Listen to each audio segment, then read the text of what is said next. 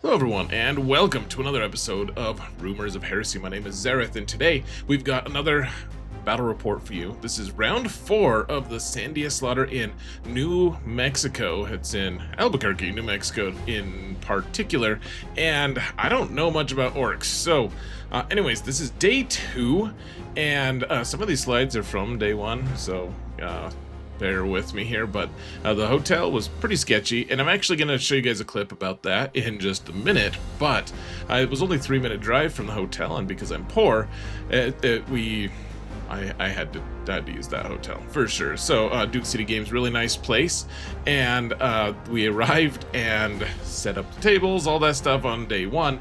Day 2, we also had to set up the new terrain layout, which was terrain layout 3. And this one was kind of new to me as well. Not just the terrain layout 3, but also the mission, which we'll talk about pretty soon.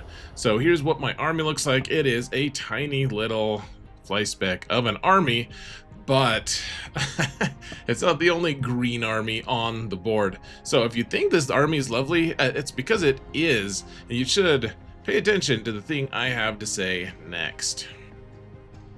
Have you ever found yourself loving the game Warhammer 40k, but maybe loving the time you spend with a paintbrush a little less, or maybe a lot less? You wish that you had really nice looking models, but you know it costs way too much to pay someone to do it.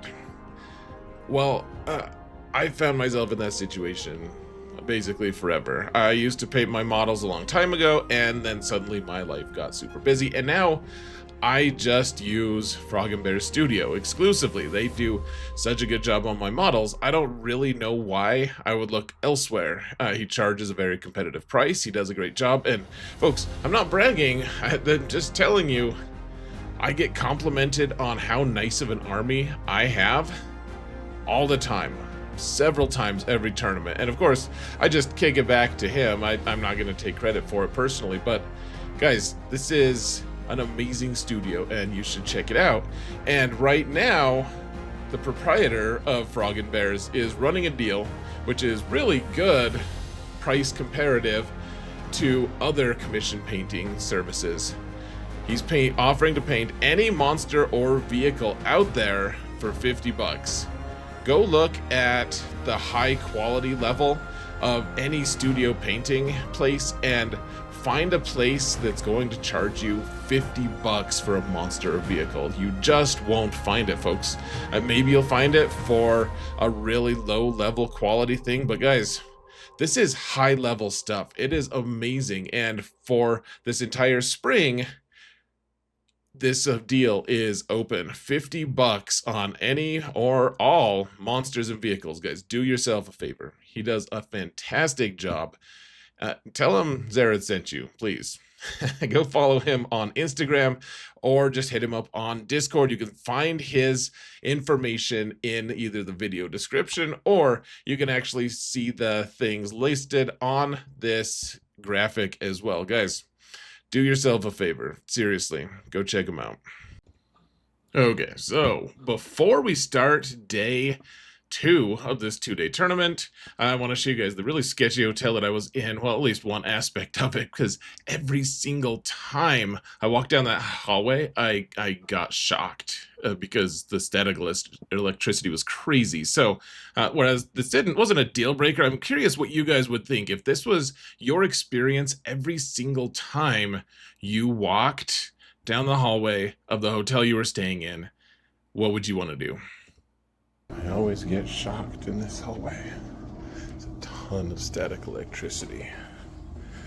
Let's see if we can catch it on video.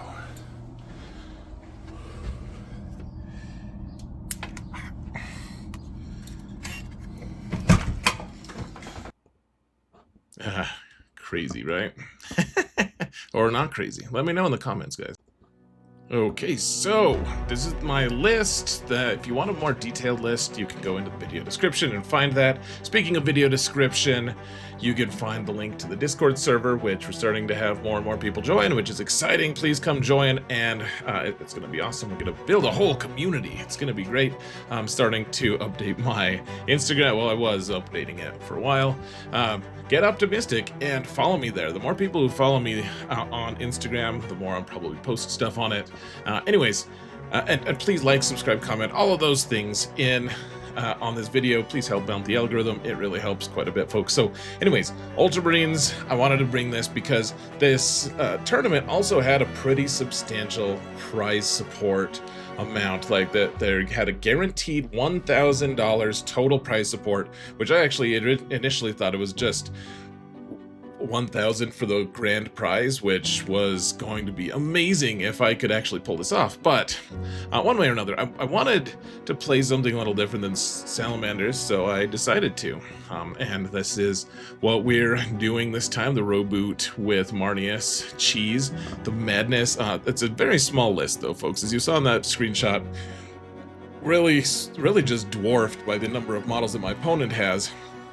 As you can see, he's got a lot of models, and gosh, the detachment just recently got nerfed, but the numbers are showing, even beyond this weekend, because it's taken me a couple weeks to make this report, that this detachment and other Orc detachments have still done pretty well. Obviously, Dakka is not as ridiculously, obnoxiously broken as it was initially, but it's still got some teeth, and my opponent has been just destroying his opponents. A lot of people who said I had to face him, they were like, good luck, because he's the best player in New Mexico in the whole state, and he's won a ton of tournaments. He's done really well at other big tournaments, and of course he's playing in a list that I just don't know much about. I don't have much experience with, but let's jump into it, shall we, folks? I'm just gonna go in swinging, right? Like, we're not gonna just say, oh, okay, I guess I'll just lose.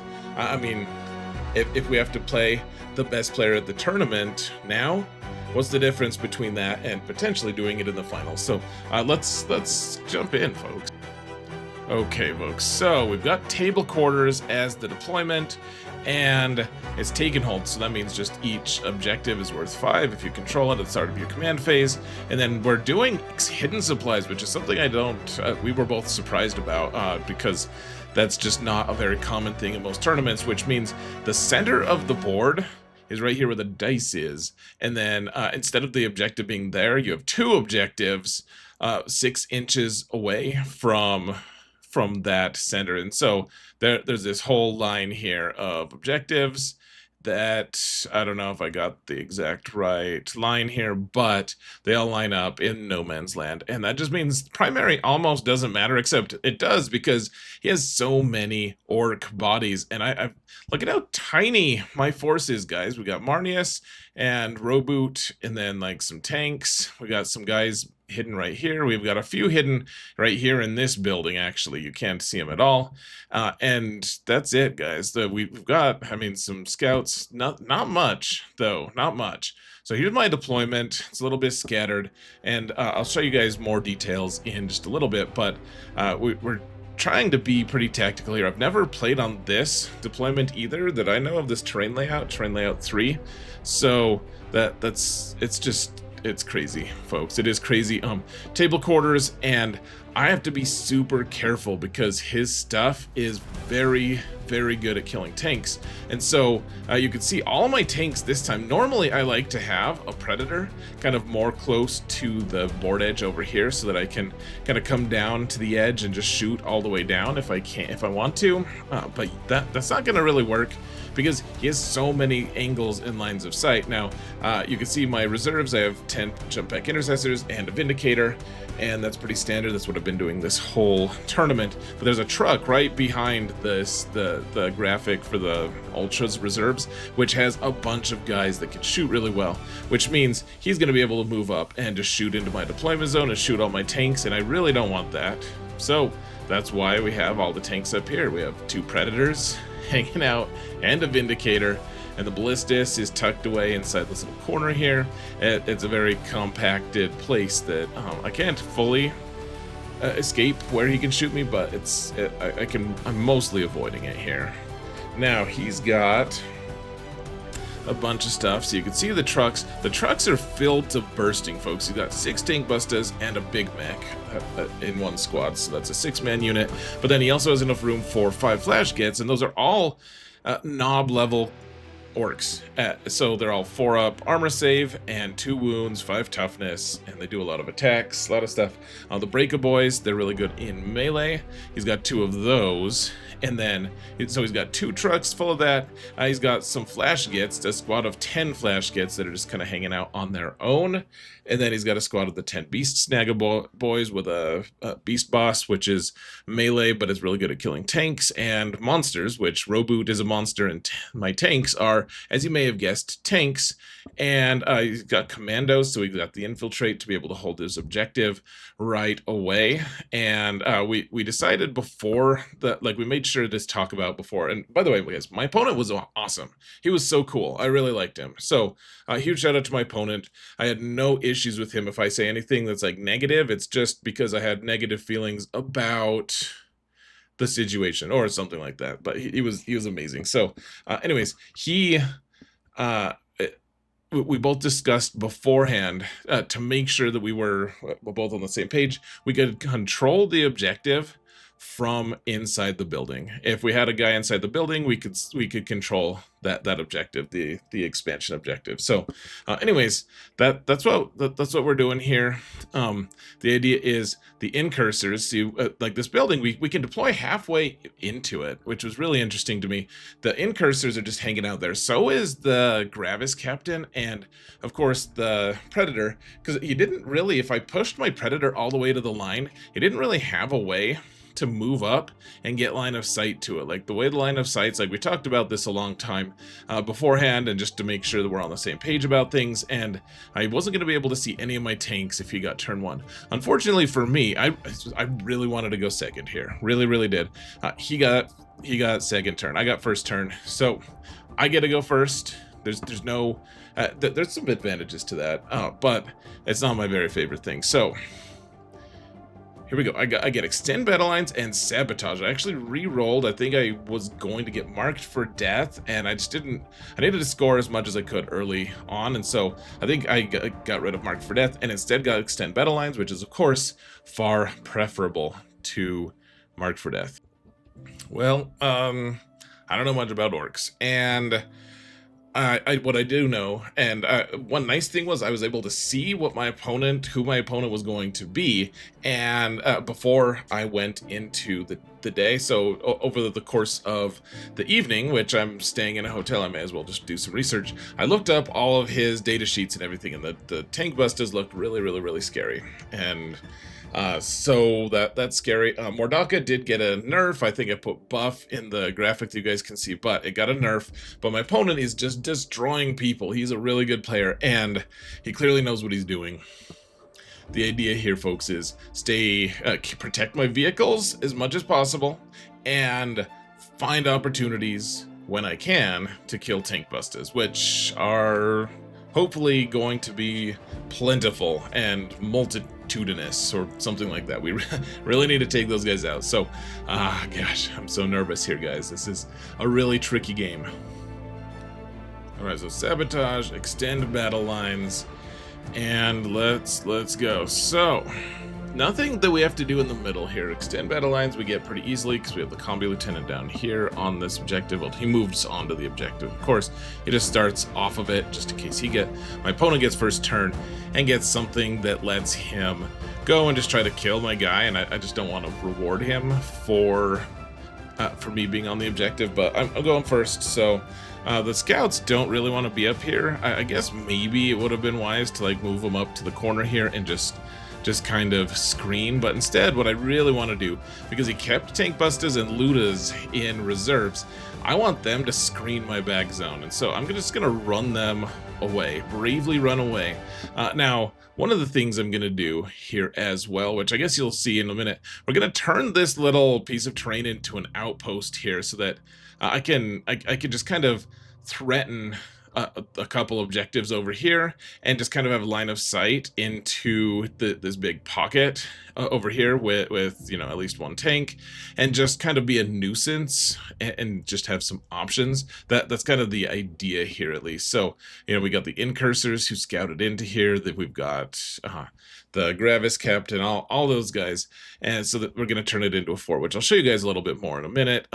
Just pointing out here that we're doing hidden supplies, so we need to hold this, but because with hidden supplies we can hold these objectives from inside the buildings, it's going to be fairly challenging to prevent my opponent from just getting a max score anyways, because the expansion objective can be held from this building, and then another building right here he can hold it, and then another bit, like we're both going to probably get max primary for the most part, and that just means secondaries are super duper important in this match.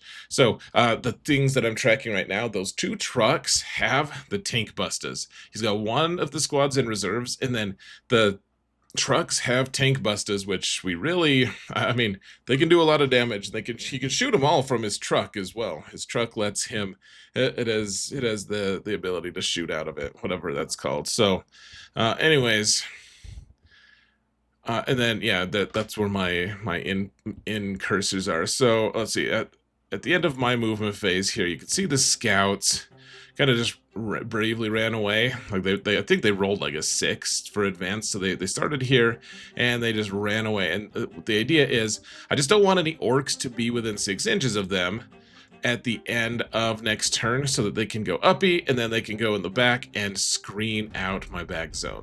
That's all the scouts want to do here. So they're doing that. Marneus and company are going up here, and they're just touching the edge of the building, because if he wants to attack, if he wants to come out and charge, he probably can. And he can charge as long as I'm not 1 inch away from the wall. He can still charge, but he won't get any attacks from the guys in the back. And I'm actually okay with just a front line of orcs charging these guys. Just like one line of orcs. Yes, I realize he can probably do some damage, but not a ton of his stuff isn't going to be able to do much damage. Like, and I'm probably going to punch back pretty hard as well. I don't think he wants that. So I'm just up here holding this objective and putting as many guys on here as I can, just so in case he comes and tries to contest the objective, we can, they're worth 2 OC each, remember, because of the banner, and then Roboute is within 6 inches, so he can, in my command phase, turn on the plus OC thing and give them 3 OC each, and that's probably going to be more than the orcs can manage to contest. So they're just hanging out there.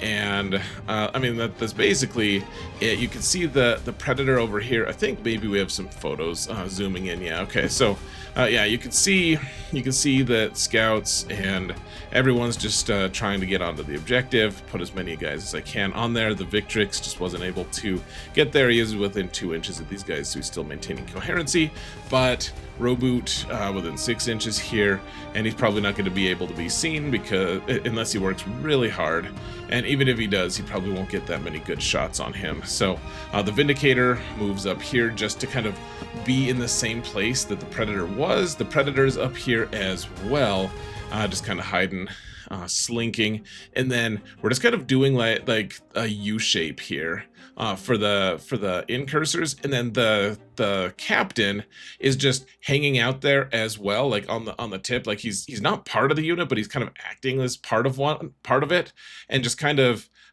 shutting them down from being able to be charged or anything. They're all 1 inch out from the side of the building, and so the only way to really charge them is you have to charge the captain first. If you get into the captain, and if you kill him, then you can consolidate into the rest of the Incursors. But it was a pretty neat little setup. And so with the Incursors, this is the guys that I decided to use sabotage on, I believe. Yeah, because everything else in the other table quarter was pretty sketchy, and these guys weren't really at risk of anything happening to them. Like, he's got some commandos up here, but unless he wants to pop the WOG or spend 2 GP or CP to make them have the WOG and be able to advance and charge, that they're not really gonna be that threatened. So nice little situation there. And then otherwise, that's it, folks. That's all she wrote. This is probably the turn that I took the longest. I actually maybe the next turn, just because I wanted to make sure everyone is placed just perfectly. So my opponent gets Bring It Down and Sabotage. He got Overwhelming Force, and he had to roll off of it, so he spent a CP to get rid of that, and so I think he got Bring It Down instead. So we both got Sabotage, and yeah, so he's doing okay, I guess. Bring It Down, you kind of want that against me at a later turn. You don't want it first turn, because all my stuff is hidden for the most part. So what he's gonna do is, like, he just needs to reposition and kind of threaten objectives. Of course, he needs to get onto this middle objective, and he's kind of hidden too, so that I can't get any shots on him. I mean, he deployed fairly defensively because he only has one truck. Well, he has two trucks that can kind of protect his guys, but then my tanks can really do a number on these guys. If he gives me a lot of options, remember my Predator's up here, he could go up here fairly easily and get shots into here if I really want to. And so he wants to reduce the amount of impact that the Predator could potentially have done, or the Vindicator he doesn't have any shots either, regardless of where he goes. So he's deployed fairly defensively too. And so what he ends up doing, this truck with all the shooting, remember the big mech, squad of tank busters, all that stuff, he moves up here to where this rectangle is. So let's put on our pretending caps here, and this is a truck. All right, guys, with all the shooting. And so obviously something that I can see, but the big thing that he can also see is he can see my scouts, which I didn't love. Of course, he can also see the Marneus squad, but it's going to be tough to do any damage to them, honestly, especially from the truck, because you don't get all your cool boosts, all your special abilities and stuff if you're firing from firing deck. And so anyways, he just decides to delete the scouts, which he easily does, and they just die, which sucks because it makes my screening so much more challenging. Like it's going to take one of my tanks out of commission, which is a huge problem with this list. So otherwise, he's got these guys are the Breaka boys, which are all melee units, and they kind of just line up right here out of line of sight, and they're doing sabotage. So they're in the building doing sabotage, and the truck moves up, so he's kind of moving up, not quite as aggressive. I thought maybe he might try to get his guys out and try to charge here, or I think he might have had enough movement to get his truck up and be able to get some shots on something. I mean, I think killing the scouts was good. That was a good opportunistic move. Remember, he's gonna have final turn, and that's a big advantage in this matchup, and so he can kind of be a little more passive. You can see, so he moved his truck up here as well, just to kind of, I think he's trying to bait out my tanks because I want to shoot. Of course I want to kill the truck. Of course that's an attractive option for me, but if I kill the truck, then he's going to be able to like just get his guys out and come and mess with me. He's also going to be able to shoot my tanks, which is something he really wants. He's got Ludas in reserve. He's got the tank bustas in the truck, and some more tank bustas in reserve. Like, he's got a lot of things that can kill my tanks.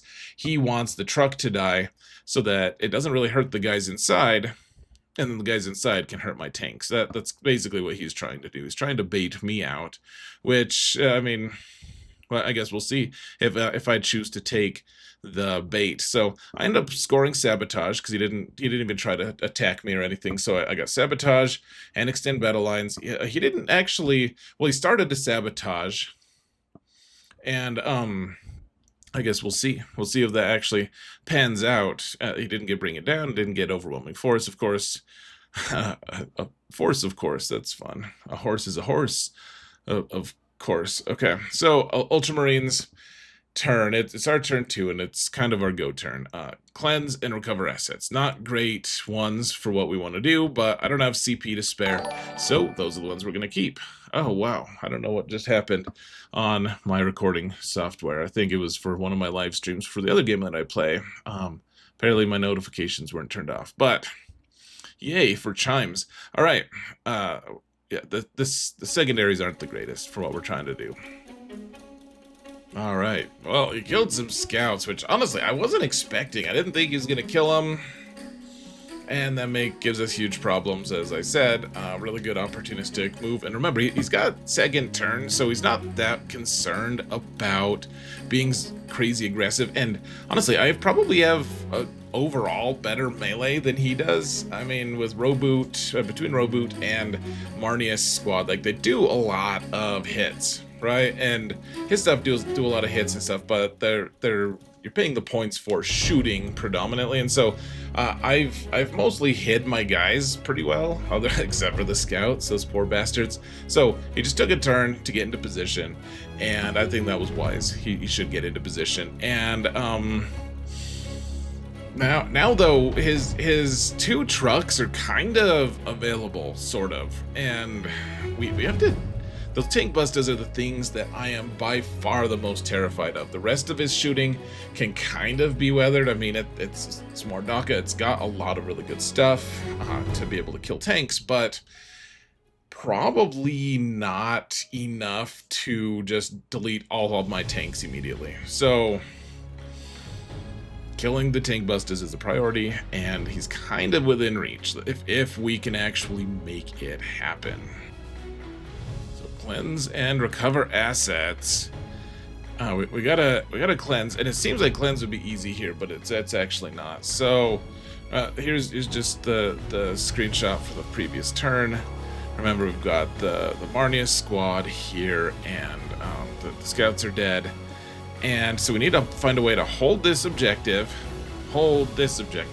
keep him screened out from here without using scouts, which is very, very challenging, and we need to recover assets somehow, probably with the incursors over here. Like, we're not really in position to threaten the commandos, and he's moved a bunch of his boys out, like into areas here, like just into the back, just kind of spread out some. And so the whole thing here, guys, is we're gonna kill the trucks if we possibly can. So that's what we got to do: kill the trucks and kill the contents, the boys inside of said trucks. That's our whole thing this turn, if possible. So here's a quick snapshot of what it all looked like. And so on the bottom here, we have the Marneus Squad moved up here. We took the building off of here just because it was kind of getting in the way. And because it's turn 2, I can get my Vindicator in. So I put Oh the Moment on the truck, and I put second Oh the Moment from Roboute on this guy right on this squad of Breaka boys who were sabotaging this turn. And so I got the Vindicator in, and he was part of what my screening process was. You can see the Intercessors.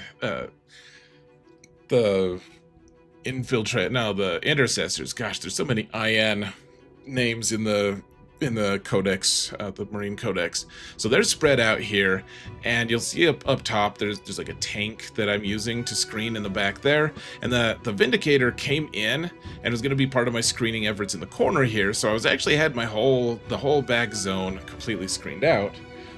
But then, so he came in and just shot and killed all 5 or 6 of those Breaka boys, which was huge. That's exactly what we want. I shot the Hunter Killer Missile, I shot everything, and just evaporated them.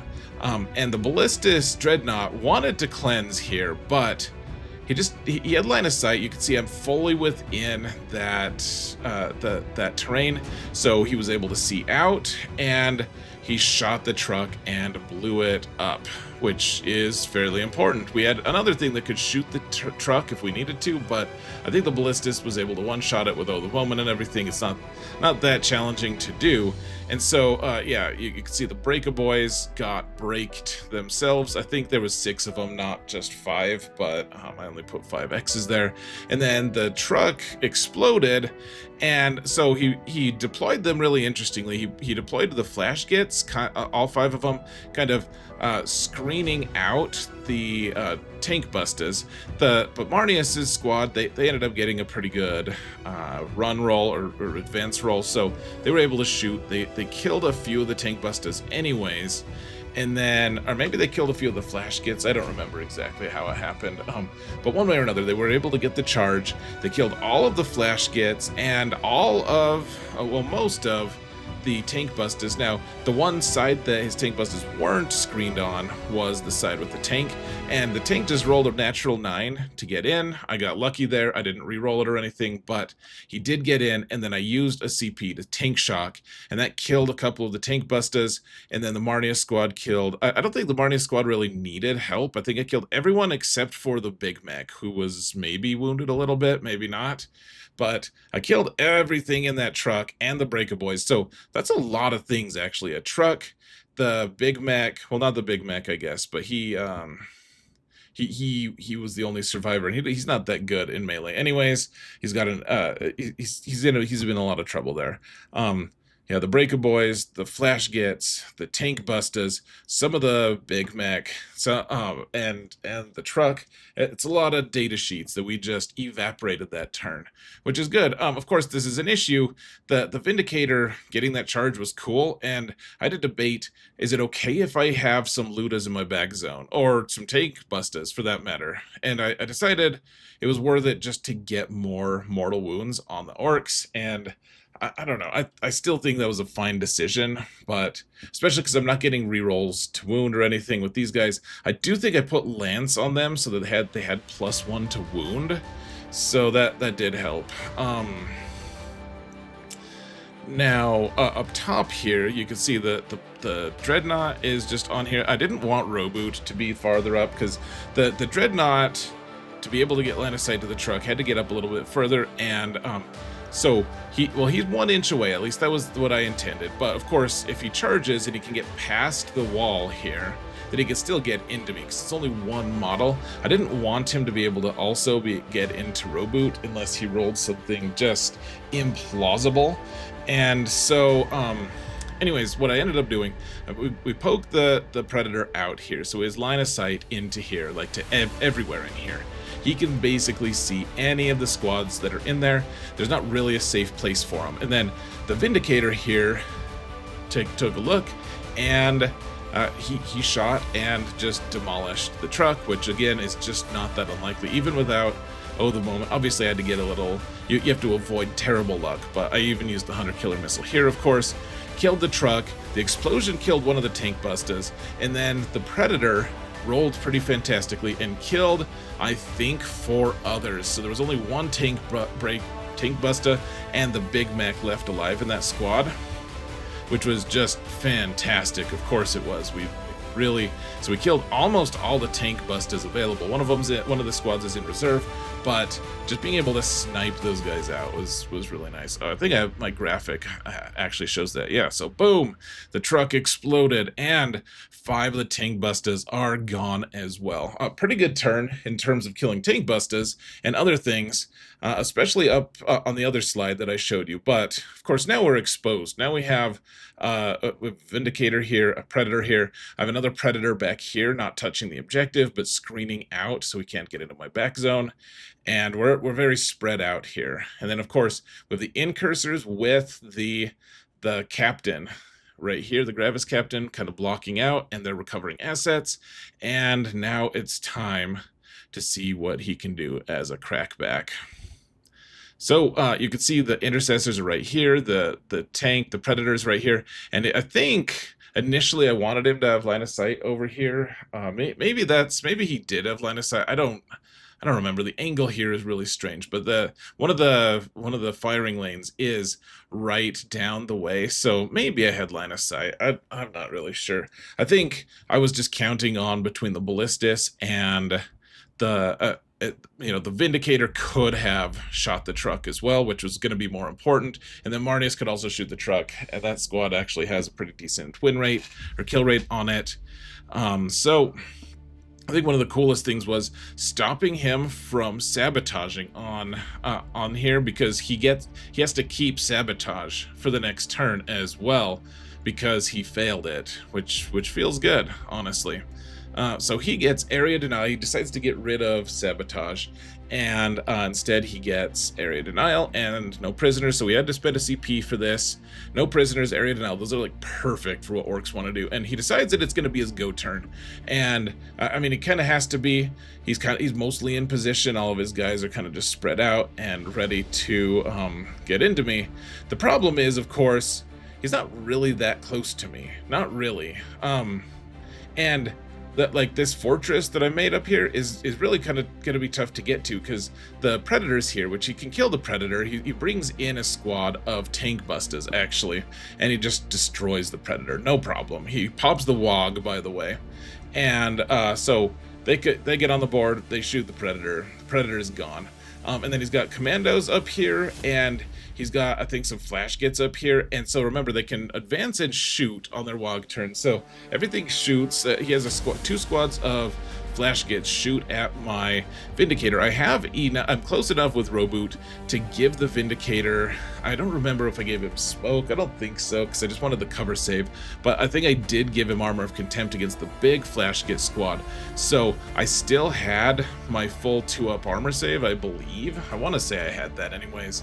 And so the Vindicator ends up getting a little lucky and living through the full barrage. He brings in another squad, one of his squads of Ludas, I believe back, in my corner actually, and he shoots this guy dead, which is obviously problematic because he's the guy holding the objective.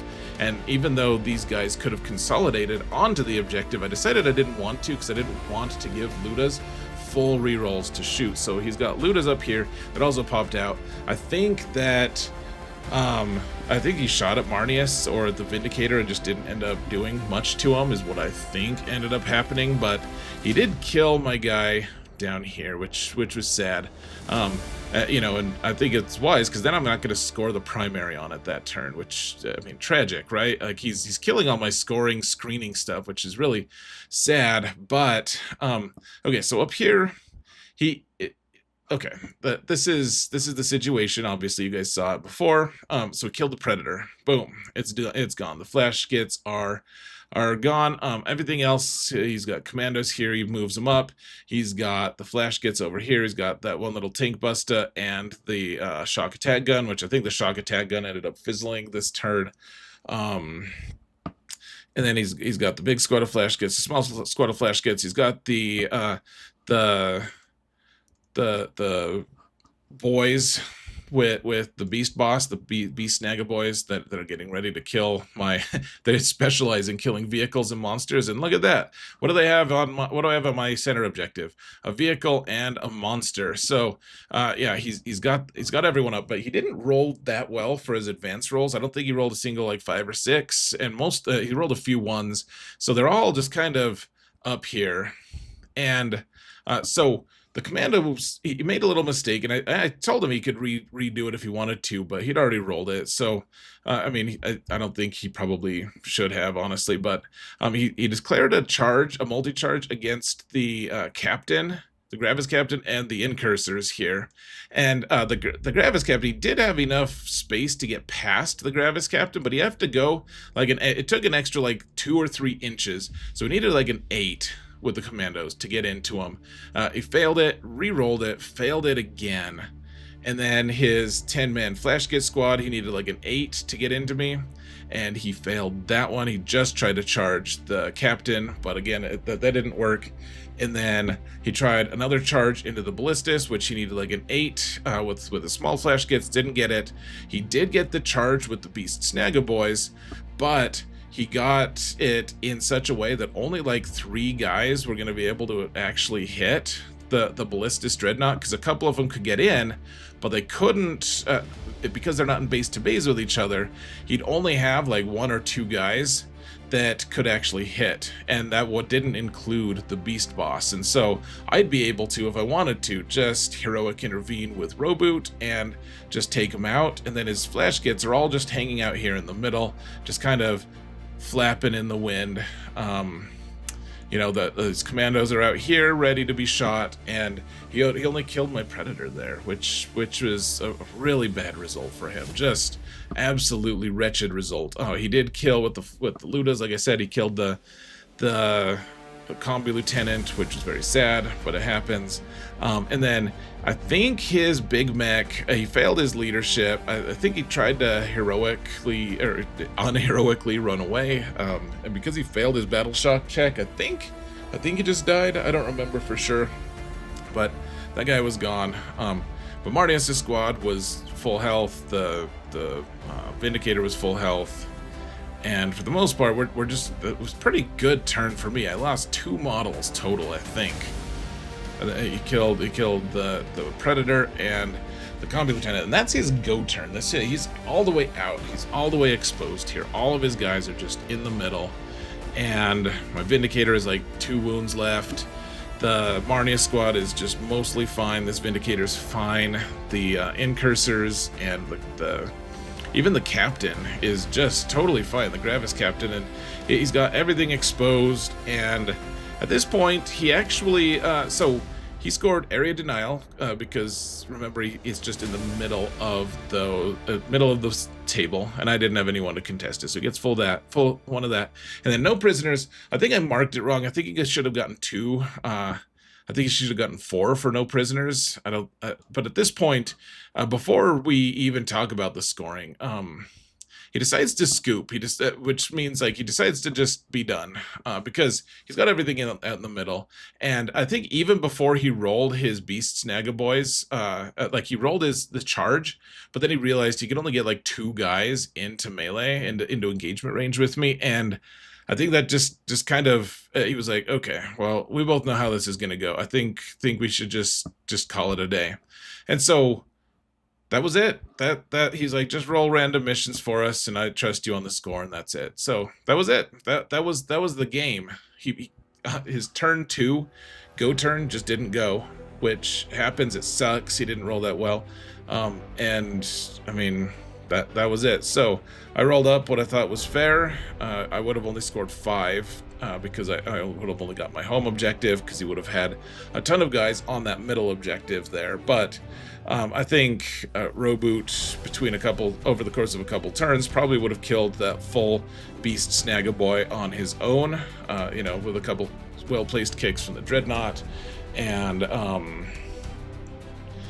I think in the long run, I don't know if I would have gotten 100, but it was at the end. So I gave him full points for primary, because I think he probably would have gotten that, honestly. And that was it. So 100 points, 74, and I guess real quick, I'll just say like prediction on what would have happened. I would have needed to use something to kill the Ludas. Probably would have just had the Vindicator go back here and like shoot them and charge them is probably what would have happened. And I don't think 10 Ludas would have really stood up to the Vindicator. I think that the Marneus squad would have come out here and helped with the flash gets, most likely. And I mean, I could do tactical doctrine to have the ballistas fall back, and then we could just shoot the rest of the beast boys, or fall back, shoot, charge, shoot the rest of the beast boys. I mean, I just don't think much survives here, honestly. And then we still have a Vindicator here. We still have a Predator here that could come in and just start mowing Orks down. I think it was a pretty bad spot for him. I think it was in fact a wretchedly bad spot. And then once these guys are dead, probably Marneus and company come back here and take his home objective, maybe. I don't know for sure, but it just seems like I had it in the bag and he was right. It still kind of sucks, though. Well, I don't think I've ever played a game where an opponent just scooped like that on turn 2. Like, my opponent in my previous game scooped on turn 3, but turn 2, he still had a ton of models. I don't know, I think I would typically encourage people to play their third turn. I feel like that it's pretty demoralizing to make it to like one of the top rounds in the tournament, and it's going to be a close game, and it's going to be good, and then your go turn just totally fizzles out. I totally get that, and I don't think he was wrong with his analysis. I think it would have been really tough for him to come back. So no shade on my opponent at all. I just it was very surprising for him to just scoop like that. Of course, I'm like, well, I'm not gonna like force you to let me just punch your guys, you know, like let's just call it. So no issues. I did get lucky in a few places. His dice weren't helping him that much. He kept trying to charge and they failed. And even if he had gotten those charges, some of those charges would have helped him, of course. Some of them, I think, like trying to charge the Gravis Captain, I think Gravis Captain would have, over the course of a couple turns at least, killed a lot of the things that were trying to charge him. The Incursors, of course, were ready to use their Haywire Mine, but they didn't get to. But yeah, he didn't get lucky there at all. Just kind of dice abandon you. That feels bad for sure. So if you can kill all the tank busters, I mean, the one squad of tank busters came in and just killed the Predator instantly. The fact that I was able to get line of sight to killing a couple of them, and I think maybe I did use Devastator Doctrine now that I'm thinking of it, just to get the charge, or to get the advance and shoot, to be able to make sure I had the line of sight. I don't actually remember one way or another, but killing those tank busters and kind of going all in and just removing them was a huge part of the success in this game. Like that was going to be a scary thing, no matter what. Like I just didn't want to have to face that those tank busters, and so killing 2 squads of them right away before they got to shoot at me, pretty huge deal.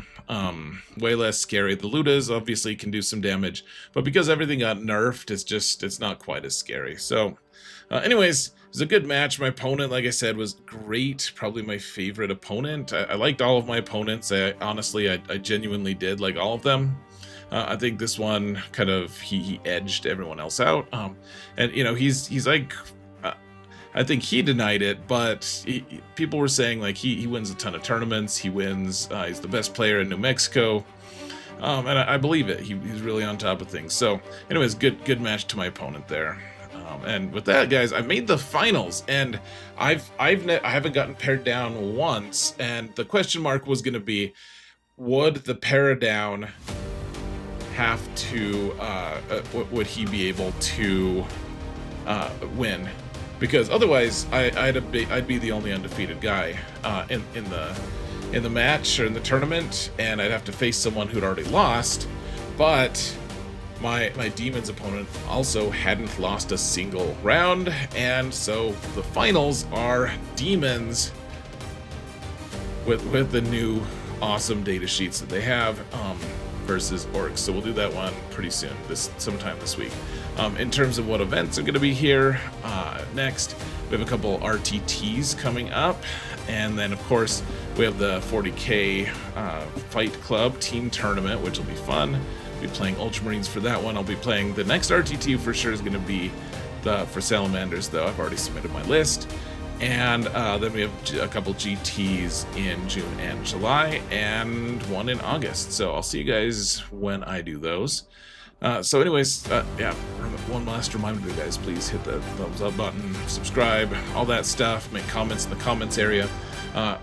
If you want to support this channel, I really appreciate everyone for doing that. And I'm going to call it here, guys. So thank you all so much for watching. And remember that if you didn't hear it from me, it's probably heresy. Take care, folks.